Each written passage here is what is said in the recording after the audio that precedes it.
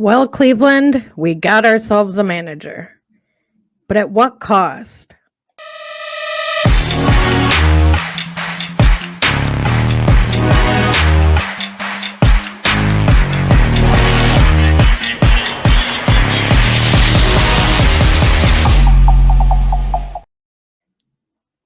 Hello, everybody, and welcome to another off-season episode of the Guardians of the CLE podcast. I'm your host, Melanie Kirby, riding solo today. My co-host, James, is dealing with some health stuff, so we definitely want to wish him all the best and a quick and speedy recovery. Our thoughts are with you, buddy. But I could not resist the opportunity to come on here today, talk to you all about the Guardians, just some other things in general in Cleveland sports. We're kind of going to try to tackle it all today. We might be a little all over the map, but I think it's going to be a fun episode. But obviously, to start things off, yes, you heard it. The Guardians hired a manager. Once Craig Counsell finished up whatever shenanigans he had going on and went to the Chicago Cubs to be the manager, I think the obvious choice was to go with Stephen Vogt, and that's exactly what the Guardians did. Stephen Vogt, just 1 year removed from playing with the Oakland A's, having his kids announce his final at-bat with the A's, which I'm sure you've seen the videos, have ended in a home run. He has been named our 45th manager. He said during his press conference, he went through over 20 hours of interviews. He was working out at his house barn when he got the call from Chris Antonetti that he got the job. He said it's like a dream come true. But ultimately, he was their guy. Out of 45 or so candidates, when this process began, they ended up getting their guy. They signed him to a 3-year deal. I'm sure you've all heard a million different incredible things about Stephen Vogt at this point in the process, but he's a former catcher. He's an incredible personality. I think Chris Antonetti called him self-confident yet humble, which makes him really good at just developing meaningful relationships with people. He's got a tremendous reputation in Major League Baseball. Former teammates love him. Former coaches love him. And just after his press conference, something about him just has me ready to run straight through a brick wall for him. I think he's going to have no issues getting the players to buy in. He said he's already spoke with a few of them. Even had lunch with Shane Bieber, which was good to hear. So he's just kind of getting to know all these guys, still kind of learning how they tick. He said there's something in his story that allows him to be able to relate to almost anybody in a major league clubhouse. I read that he started his major league career in an 0 for 32 skid. So obviously, he's seen the good, he's seen the bad, he's seen everything in between. Obviously, being a catcher, he has experience managing a pitching staff, which I think in the case of the Guardians is a tremendous advantage considering their reputation as a pitching factory and all these different young arms that they have. He's just a good guy. And he was also on High Heat with Alana Rizzo today on MLB Network. I happened to catch a glimpse of it. And he said, obviously, they're in the process now of finalizing the coaching staff. And she asked what kind of guys he wants around him. Does he look for former big league experience, managing experience? What exactly does he want surrounding him on a day-to-day basis in that clubhouse? And without hesitation, he said, we just want good people. We want people who are going to be able to push these players to be the best that they can. They just want good people in the clubhouse, which is definitely the Guardians' way. So I'm glad to hear that. Speaking of that coaching staff, Carl Willis and Sandy Alomar are returning in their roles as pitching coach and first base coach, respectively, which is really good to hear.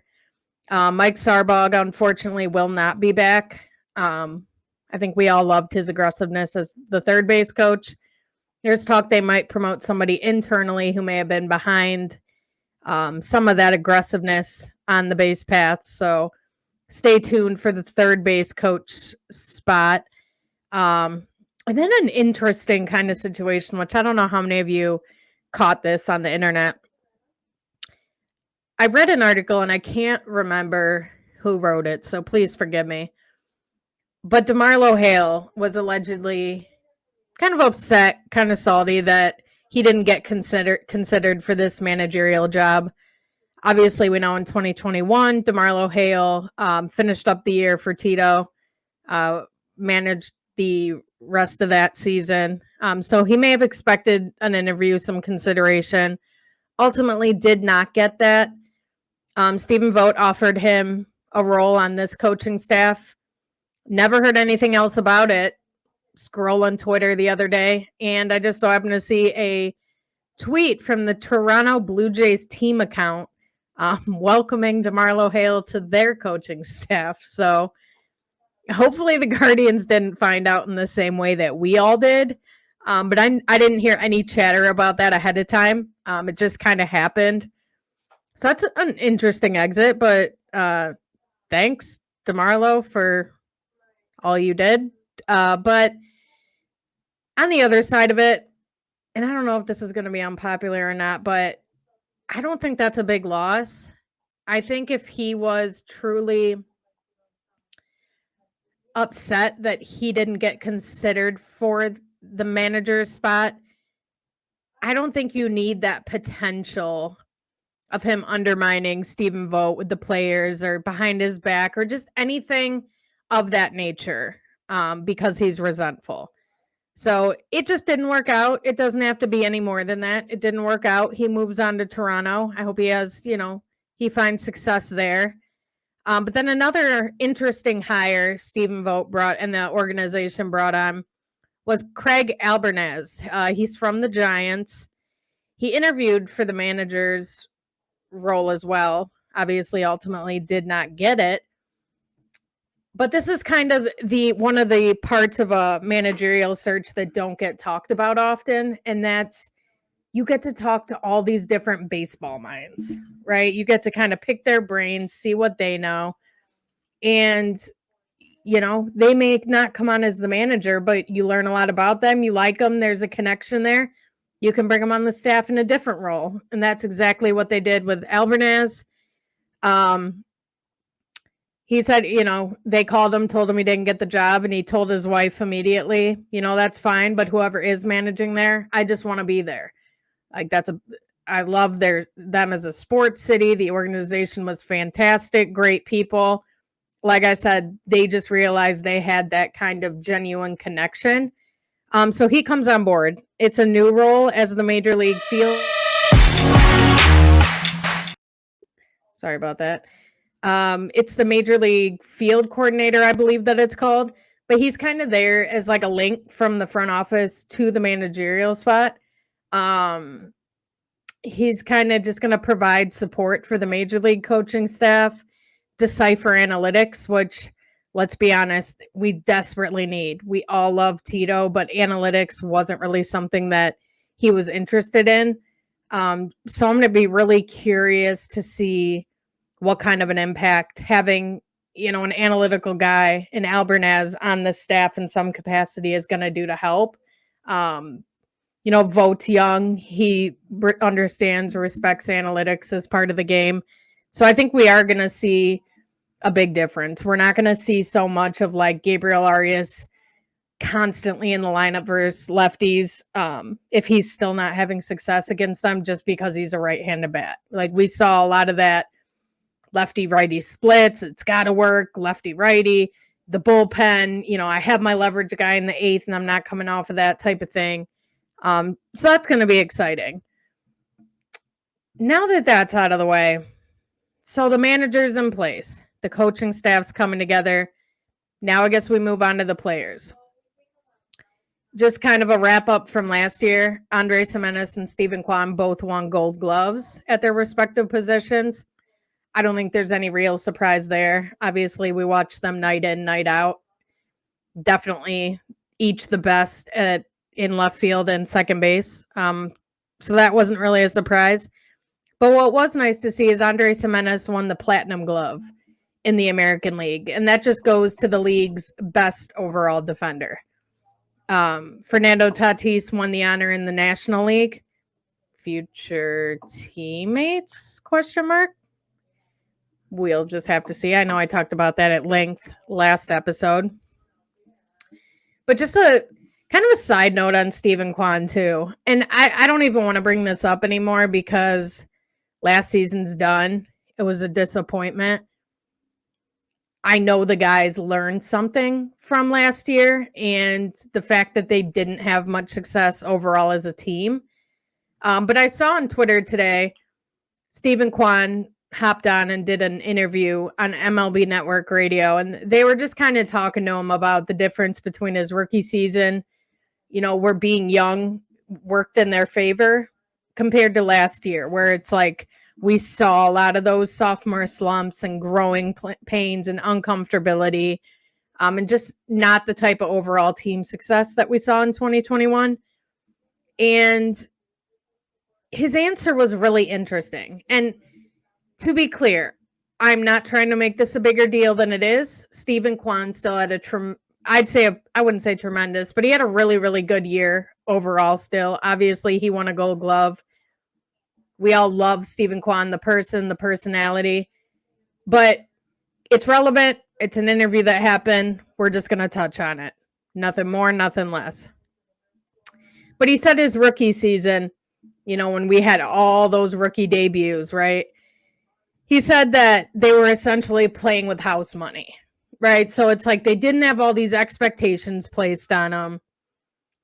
They just were kind of playing free and loose and having fun. They happened to catch lightning in a bottle. They won the division, made it all the way to Game 5 of the ALDS.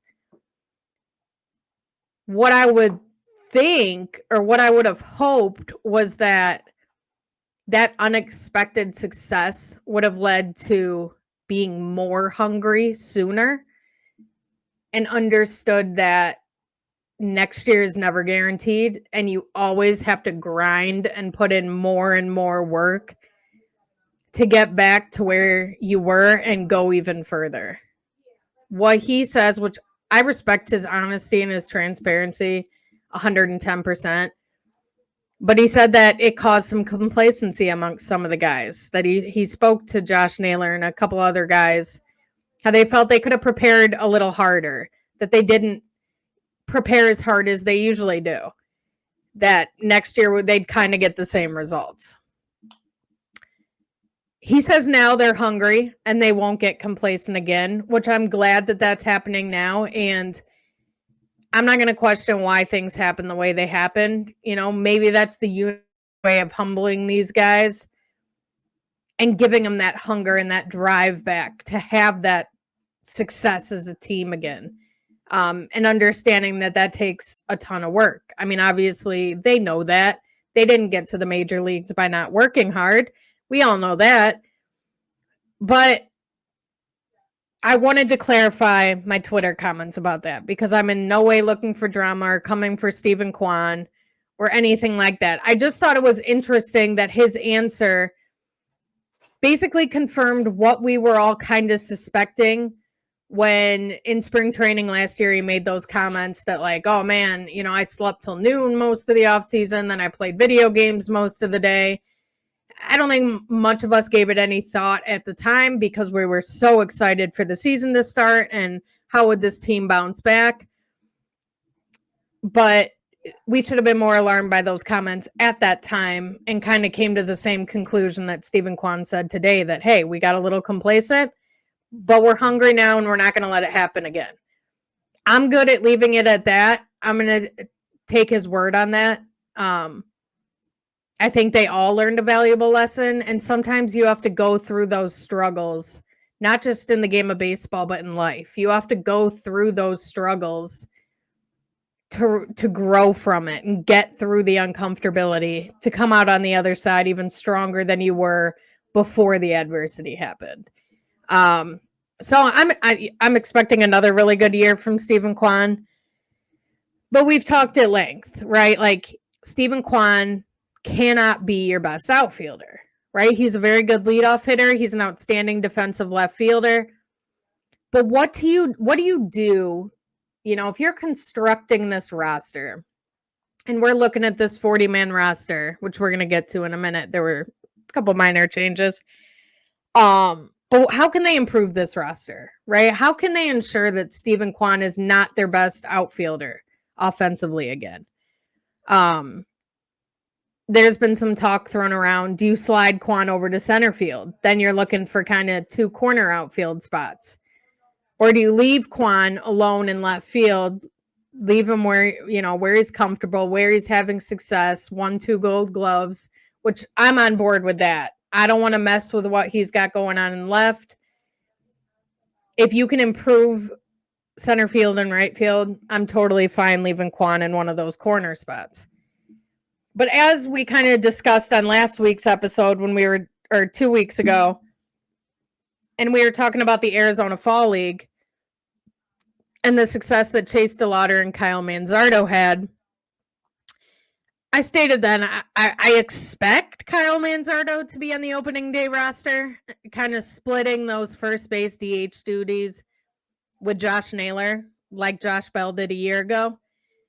I think if Manzardo does start the season on the opening day roster, I think he's the favorite for Rookie of the Year. He's that talented. I think his power is real. I think his plate discipline and his ability to get on base is real. And I think that's going to translate to the major league level. The only thing is, are they going to hold him back a little bit? Are they going to kind of take it slow with him? Same with DeLauder. Are they going to start him in Akron, or are they going to let him make the jump to Columbus to start the season? That's all stuff that'll kind of get figured out a little more in spring training. So I think Manzardo, if he's on the roster from opening day, I definitely think that's going to help. Obviously, the slugging issues that this team had last year. We have a full season of Bo Naylor behind the plate. I think one of the only positives of last season was being able to see what Bo Naylor was able to do offensively down the stretch. Again, that power is real. He could hit a ball miles like it's nothing. So we have a full season of Bo. You're going to have the shortstop battle. Will Gabriel Arias or Brian Rocchio win that shortstop job? If they're looking more at power, Gabriel Arias has more power. If they're looking at all around 5-tool type guy, I think that's Brian Rocchio. I've always been a Rocchio truther. I'm a Rocchio truther now. And again, this all depends on if one of them, are they both going to be on the roster in spring training? There's still that potential where one of them could be traded in a deal to improve the team in the outfield. Because regardless, no matter what happens this offseason, they have to improve their outfield. I remember it was end of May, almost June, and I think their right field spot had like 2 or 3 home runs combined, which at the time was Will Brennan and Oscar Gonzalez. Can't happen again. Do they, choose to do that via trade? I'd say probably. I don't see them doing much in the free agent market, and to be honest, the free agent class of hitters for the outfield is very weak. I'm not even really interested in many free agent bats. So you turn your attention to the trade market. Obviously, you got the Padres guys. We know the Padres' financial situation. Is Soto more likely to be traded than Tatis because he needs an extension still? Possibly. Or are they going to choose to deal Tatis? I don't know. I would say if I had to guess today, I'd say Soto's probably more likely to get moved. But if Fernando Tatis was available, he's a guy I sell the farm for. 150%. If your name is not Tanner Bybee or Bo Naylor, you're on the table. He's a guy that he's under contract for another, 6-7 years, I think. He's making $24 million a year, I believe.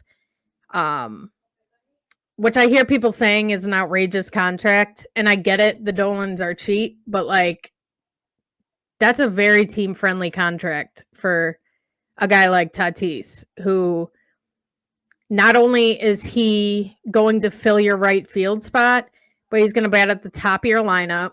He's going to get on base. He's going to hit for power. He's not just going to hit it over the fence. He's going to hit it from gap to gap. He can steal bases. He's pretty much the ultimate package. Obviously, he has become a great defender in right field, winning not only a gold glove, but a platinum glove. So yeah, he's a guy you have to give up talent to get talent. And this organization is not hoarding these prospects for no reason. I hope they're going to choose to cash in on a lot of those guys and make a move for a difference maker.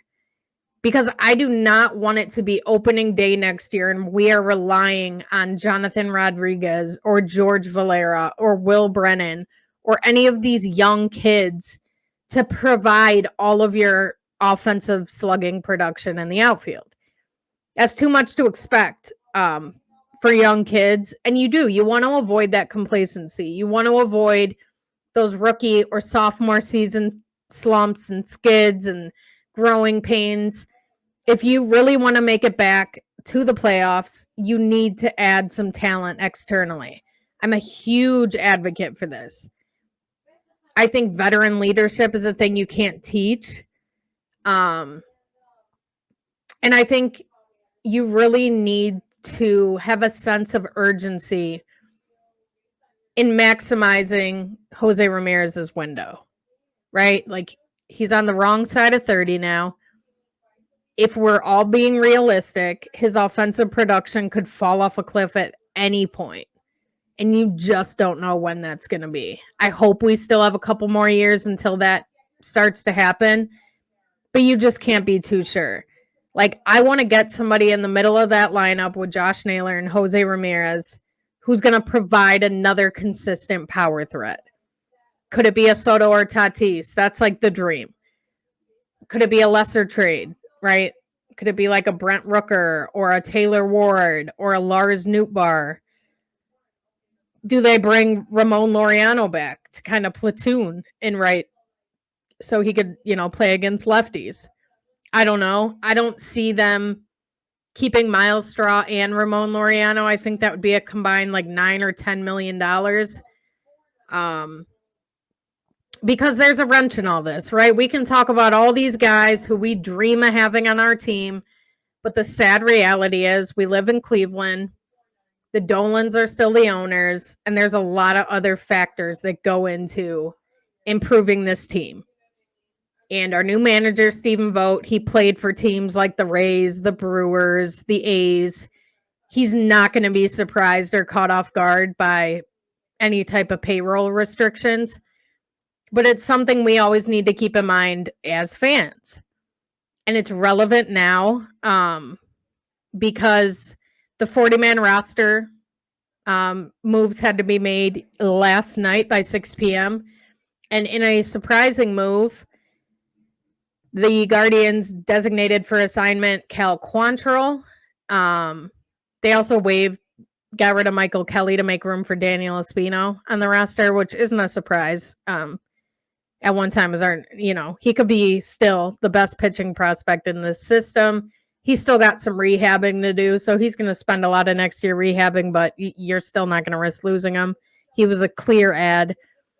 But that DFA of Cal Quantrill is interesting because anybody who follows me on Twitter at Mello_NIE91 or listens to this podcast knows that I was screaming from the rooftops last offseason to trade Cal Quantrill. His value was never going to be higher than it was in 2022 when he had a lot of success as a starting pitcher. Probably the most solid, reliable number 4 guy in the league. They held on to him, just like Zach Plesac. And now you're in a position where you DFA'd him because he's set to make $6 million next year. And Hoynesy wrote an article kind of explaining all this, but it just didn't fit into their payroll plans for next year. Obviously, you got guys who are going to bump up in arbitration, Tristan, Shane Bieber, guys like that are going to get a raise in arbitration. So the payroll is going to raise in other areas, but they felt like the $6 million owed to Cal Quantrill just wasn't in their plans. I can't say I hate it from a baseball perspective. He was good in September. I still think he had value as a depth piece, but my fear was always that he was just going to be in the rotation. As long as he was here, he was going to be in the rotation. I think he still had value as a long man or a depth piece. I don't know if he had a reluctance to want to go back to the bullpen, or if he saw himself as a guy who was one of the 5 best starters and should be in that rotation. So there could have been a difference of opinion there. Either way, money did play a part in this. Now that clock starts ticking to try and trade him. And if you can't find a trade partner, you just lost your number 4 starter from your playoff from 2022 when you made the playoffs for nothing, just to cut some money, which, again, as Cleveland fans, as fans of this baseball team, we're used to. We've dealt with it. I think we had all hoped that some of David Blitzer's money would start kind of flowing by this point. We haven't heard much about that. Hopefully that'll change this offseason. But a big part of this is the uncertainty surrounding the TV deal with Bally's. TV revenue brought in around $55 million for the team last season, and that's likely going to be changing. As we know, Bally's filed for bankruptcy. We're starting to see it affect some other teams around the league already. But yeah, could that mean that, I don't want to say that, but could that mean they're just not going to do anything all offseason and they're just simply going to focus on cost-cutting measures? I don't know if it's that extreme. Could they be saving that $6 million to allocate to improve another area of the team? Possibly. Could it be $6 million to start a GoFundMe for Juan Soto? I don't know. $6 million isn't much when you think of like the whole big picture of a team's payroll. But hey, especially considering attendance went up, and that's what upsets me is most things that have come out from either Terry Pluto or Paul Hoynes, who are connected with the front office and ownership, when it comes out that like, oh, this TV deal, we're going to lose that revenue, and oh, we still weren't at the number we wanted to be at for attendance, and you kind of threaten fans with that, it's like attendance still went up. Like, it may not have been exactly where they wanted it to be, but attendance was fine. Put a good product on the field and people will come. That's how this town's always been. It's how most towns are. If you give me a good product to watch on a night in, night out basis, I'm going to show up and I'm going to give you my hard-earned money to go see it. And that's how most people think. Like, there's a give and take here. Sure, fans have to do their part, but the team and ownership has to do their part too, in a willingness to spend money to improve the team. Because nothing sells like postseason, right? We sold out every game and rocked Progressive Field. Every year we've been in the playoffs, it's been that way. So I think the goal obviously needs to be wisely spend money, whether it's via trade, taking on contracts, just improve the team, improve that outfield production, and I'm going to feel a lot better about our chances. But in addition to Daniel Espino, Cade Smith was also added to the 40. Flamethrower type reliever, struck out 95 batters in 62 and 2/3 innings between Akron and Columbus last year. But it just kind of goes back. If it's that first option I said, and it's that they're just going to spend the offseason focused on cutting money, it could be a long offseason. I still don't think that's how it's going to go. I think they have way too many valuable prospects and assets to risk them losing any more value this season. But I mean, they have a lot to build on. They didn't make the playoffs last year, but I do think that, with Bo Naylor on the offensive side, then you had Tanner Bybee, who was just outstanding, ended up being the runner-up to Gunnar Henderson for the Rookie of the Year award, announced a couple days ago. But with Cal gone, like I said, that starting pitching depth is now being tested. I may not have liked him as one of the 5 best to be in the everyday rotation, but I did like him as a depth piece. As our rotation currently stands now, you have Bybee, the Rookie of the Year runner-up, Gavin Williams and Logan Allen, who all had their fantastic seasons cut short due to innings restrictions. Are they ready to all take a, sizable step forward in workload? At the top of your rotation, you have Tristan McKenzie and Shane Bieber, who spent the majority of last season on the injured list with different arm injuries. Are they going to be healthy? Can you rely on Tristan McKenzie and Shane Bieber to stay healthy at this point? I think a lot of us, expected there could be a Shane Bieber trade this offseason. I have to think that that's a little more unlikely now with the trading of Cal Quantrill. But again, it's only November 15th. There's plenty of time for moves to still be made. The winter meetings are coming up in a few weeks. I'm sure we're going to hear a lot of chatter about a lot of these trade targets.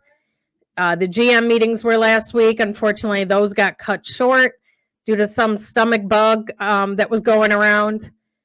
Obviously, Shohei Ohtani's got to sign somewhere. He is the prime target of this free agent class. I think once he goes, we're going to start to see some dominoes fall.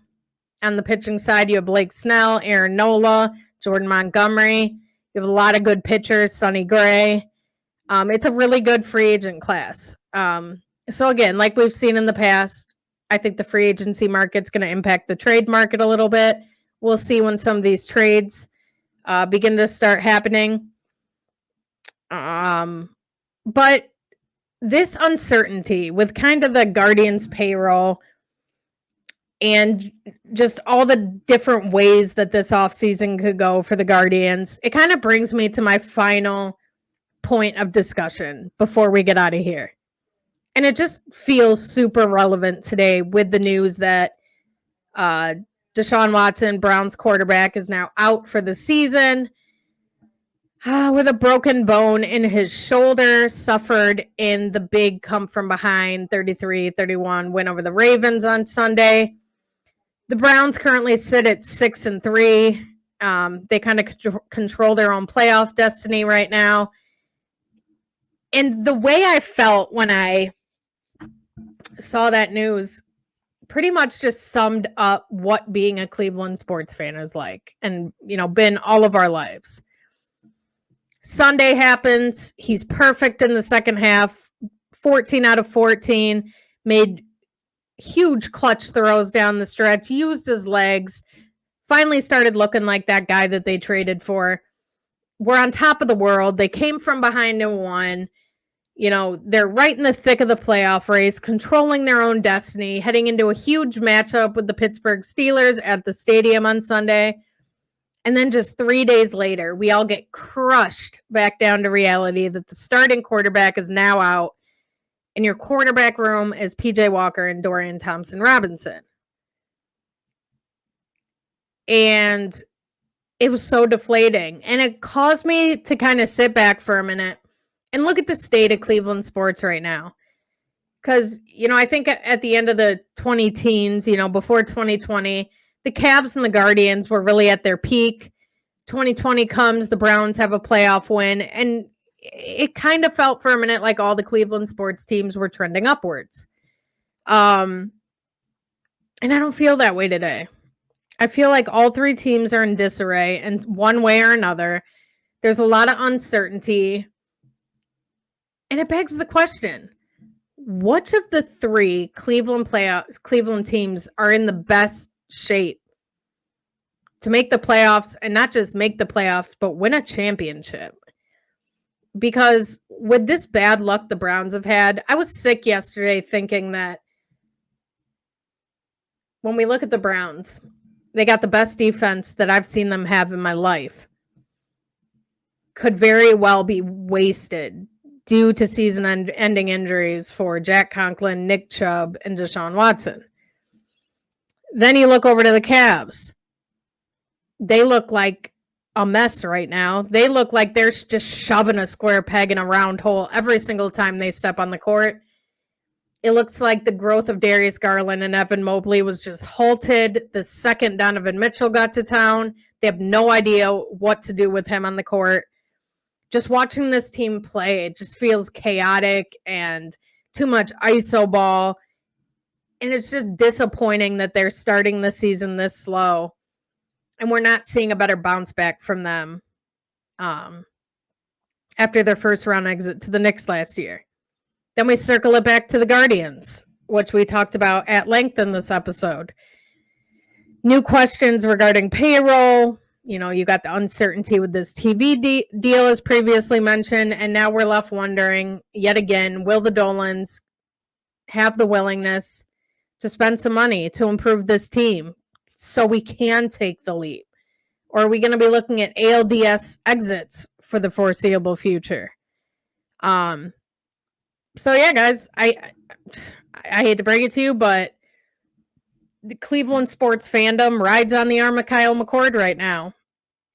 With the big Michigan showdown next week in Ann Arbor, Buckeyes dropped to number 2 in the college football playoff rankings after Georgia kind of manhandled top 10 team in Ole Miss last week. I don't care where we're ranked as long as we're in the top 4. That's fine with me. I'm not going to get all bent out of shape over rankings. The Buckeyes did win by 35 points against Michigan State, but Georgia did it to a top 10 team. I'm fine with them moving up to number 1. It is what it is. But we need a good offseason from the Guardians. I'm praying we have a good offseason from the Guardians. I'm praying we're at least involved in some rumors and we get some trades and we get to see some young guys who aren't really getting a chance here get to go somewhere else and shine. Please not in Junior Caminero style. So yeah, there's still a lot of questions to be answered with the Guardians. As I leave you here today on November 15th, like I mentioned earlier, Stephen Vogt still has to finalize his coaching staff. Then they can kind of get down to the nitty-gritty and kind of dissect these players and what their roster looks like and what they're looking for. So that's going to be coming up in the near future. I'd love to hear from you guys on our podcast Twitter page at Guardians OTCLE. Let us know. Who do you think, which Cleveland team is the closest to competing for a championship? Which team do you think will win a championship first? We'd love to hear from you over there. Make sure you're giving Believe Land Media a follow at Believe Land Media LLC. Head on over to our website, believelandmediallc.com, where we got you covered on all our written content, podcasts for all your professional sports teams, college, high school sports. High school basketball is in full swing right now. The football playoffs are underway. The team's doing a great job. They're killing the high school game right now. Catch our videos over on Instagram, TikTok. We're expanding. We're growing. Thank you, everybody, for listening and, keeping us knocking on the door, being a top 5 Guardians podcast. Keep showing your love. Keep showing your support. Like, share the episodes with a friend. We appreciate all that support. We wouldn't be here without you guys listening and supporting us. But yeah, lots going on in the world of Cleveland sports. We hope James is doing better for our next episode. We'll be back in 2 weeks. Thank you to all our sponsors, and we'll catch you in 2 weeks, everybody. Happy Thanksgiving to all those who celebrate. I hope you all spend some quality time with your families, eat some good food, watch some football, and go Buckeyes against Michigan. Let's hope the Browns can weather the storm and the Caps can figure it out. Until next time, everybody, stay safe, stay healthy, and go Guardians.